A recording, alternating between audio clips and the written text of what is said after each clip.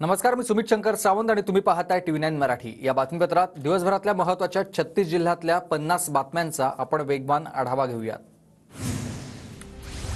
हिंदी इंग्रजी भाषेवरून सुजय विखे आणि निलेश लंकेंमध्ये जुंपली। विखेंकडून एका महिन्याचे पाठांतर करून बोलण्याचे चॅलेंज, तर लंकेंकडून विखेंना इंग्रजी भाषेत ट्विट करत उत्तर। अमरावती लोकसभा मतदारसंघातील प्रहारचे उमेदवार दिनेश बुब यांचा उमेदवारी अर्ज दाखल। नामांकन रॅलीमध्ये प्रहारचे हजारो कार्यकर्ते सहभागी।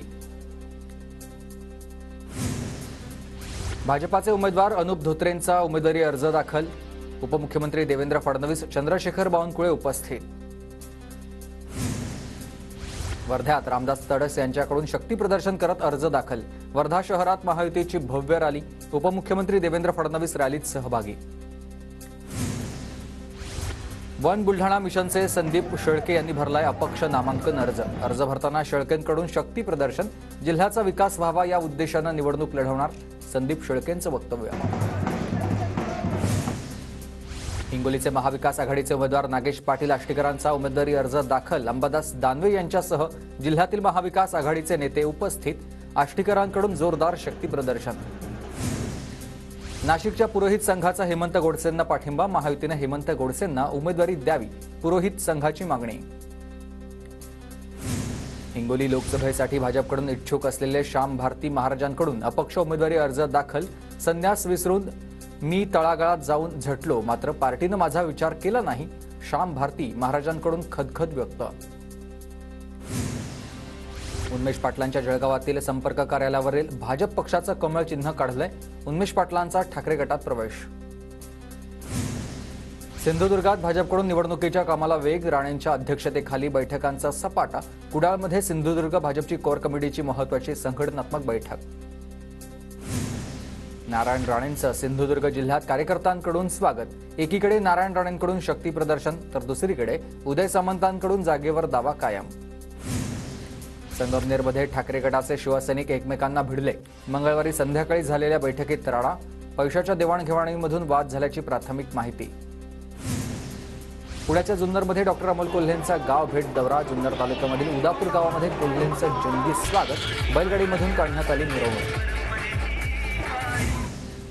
वंचितकडून परभणी लोकसभेसाठी उमेदवार जाहीर होताच पक्षात नाराजी नाट्य। 2019 मध्ये निवडणूक लढवणारे आलमगीर खान यांचा पक्षाचा राजीनामा, तर विश्वासात न घेता पक्षानं बाबासाहेब उगलेंना उमेदवारी दिल्याचा त्यांचा आरोप। परभणीमध्ये प्रचारादरम्यान महादेव जानकरांकडून चाय पे चर्चा। मोठ्या सभांऐवजी आता मतदारांना प्रत्यक्ष भेटून चाय पे चर्चांवर भर। सध्या देशात हिटलरशाही सुरू असून लोकशाही वाचवण्यासाठी महाविकास आघाडीला जनतेनं समर्थन मिळतंय। शरद पवार गटाच्या नेत्या फौजिया खान यांचं परभणीत विधान। सदाशिव लोखंडे पोहोचले प्रसिद्ध वडेवाले अन्सार चाचांच्या भेटीला। अन्सार चाचांनी खास शैलीत लोखंडेंना दिल्यात शुभेच्छा। महायुतीचे उमेदवार सदाशिव लोखंडे संगमनेर तालुक्याच्या दौऱ्यावर। यवतमाळमध्ये आतापर्यंत 38 लाख रुपये जप्त, तर जिल्ह्यात 24 चेक पोस्ट आणि 45 भरारी पथकांची तैनाती। निवडणुकांच्या पार्श्वभूमीवर जिल्ह्यात पोलीस दल सज्ज। पोलीस अधीक्षक पियुष जगताप यांची माहिती। उमेदवारी जाहीर झाल्यानंतर सुनेत्रा पवारांचा प्रथमच बारामती दौरा। बारामती तालुक्यातील विविध गावांमध्ये जाऊन सुनेत्रा पवारांचा नागरिकांशी संवाद। सुनेत्रा पवारांच्या प्रचारासाठी पुण्याच्या भोरमध्ये महायुतीकडून घेण्यात आली समन्वय बैठक। समन्वय बैठकीला भाजप, अजित पवार गट आणि शिंदे गटाचे प्रमुख पदाधिकारी उपस्थित। भंडारा गोंदिया मतदारसंघात 19 एप्रिल रोजी मतदान। मतदार जागृती करण्यासाठी स्वीप सेलची मतदान जनजागृती। मतदान जनजागृती अभियानाला मिळतोय उत्तम असा प्रतिसाद। आगामी सण आणि महोत्सवांसाठी मालेगाव प्रशासनाकडून खबरदारी। महानगरपालिका आयुक्त रवींद्र जाधव यांनी घेतली विभाग प्रमुखांची एक आढावा बैठक। सण उत्सव काळामध्ये हलगर्जी करणाऱ्यांवर आता कारवाई करण्याचा दिला इशारा। यवतमाळमध्ये आतापर्यंत 38 लाख रुपये जप्त, तर जिल्ह्यात 24 चेक पोस्ट आणि 45 भरारी पथकांची तैनाती।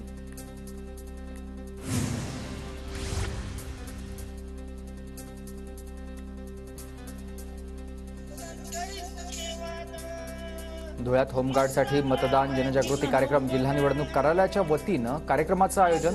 वोटर हेल्पलाईन ॲपबाबत जनजागृती। नाशिकच्या त्र्यंबकेश्वर मंदिरामधील पिंडीचा वज्रलेप निखळला। पुरातत्व विभागाचा दावा फोल। अवघ्या 2 वर्षातच पिंडीची झीज। वाशिमच्या साखरामधील जिल्हा परिषद शाळेतील तब्बल 18 विद्यार्थ्यांची नवोदयसाठी निवड. भारतरत्न अटल बिहारी वाजपेयी आंतरराष्ट्रीय जिल्हा परिषद शाळेची उत्तम कामगिरी. नंदुरबार जिल्ह्यात 1,09,560 घरकुल पूर्ण, तर 8,500 घरकुल लाभार्थी निधीपासून वंचित. निधी मिळत नसल्यानं घरकुल अपूर्ण अवस्थेत आहेत.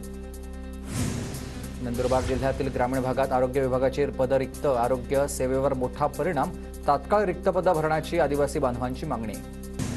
बीडच्या परळीमधील शासकीय कार्यालयामध्ये पिण्याच्या पाण्याची सोय नाही. अधिकाऱ्यांकडून स्वतःपुरत्याच पाण्याची सोय, तर कर्मचारी आणि कामासाठी आलेल्या नागरिकांची गैरसोय. जळगावच्या भुसाळमधील विहिरी आटल्या. शहरात टँकरच्या दिवसभरामध्ये 120 फेऱ्या. पाणी टंचाईवर तोडगा काढण्याची नागरिकांची आहे मागणी. नाशिकच्या मालेगाव वनक्षेत्रात 14 कृत्रिम पाणवठ्यांची निर्मिती. 60,000 लिटर पाणी विकत घेऊन वन्य प्राण्यांची तहान भागवण्याचा प्रयत्न. लातूर महानगरपालिकेची शहर बस सेवा 6 दिवसांपासून बंद. गेल्या वर्षभरामध्ये 20 लाख महिला आणि मुलींनी मोफत प्रवास केल्यामुळे मनपाकडे 2.5 कोटी थकलेत. साताऱ्याच्या बामणोली बाजारपेठेत माकडाचा धुमाकूळ. वन विभागानं माकडाचा बंदोबस्त करण्याची त्रस्त नागरिकांची मागणी आहे. राज्यात शुक्रवारपासून 4 दिवस अवकाळी पावसाचा अंदाज. हवामान विभागाची माहिती. कोकण मराठवाड्यासह पाऊस पडण्याची शक्यता. पुण्यातील पवना धरणात 15 जुलैपर्यंत पुरेल एवढाच पाणीसाठा. बाष्पीभवनामुळे पाणीसाठ्यात आता घट होते, तर पावसाळा लांबल्यास पाणी टंचाईची शक्यता. प्रयागराजच्या धर्तीवर होणार नाशिकमध्ये कुंभमेळ्याचं नियोजन. 2027-28 मध्ये होणाऱ्या सिंहस्थाच्या पार्श्वभूमीवर महानगरपालिकेकडून नियोजनास प्रारंभ.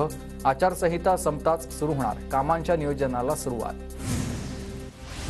भंडारा जिल्ह्यातील उकारामध्ये बैलांवर लंपी आजाराचा प्रादुर्भाव. पशुपालकांना काळजी घेण्याचं आवाहन.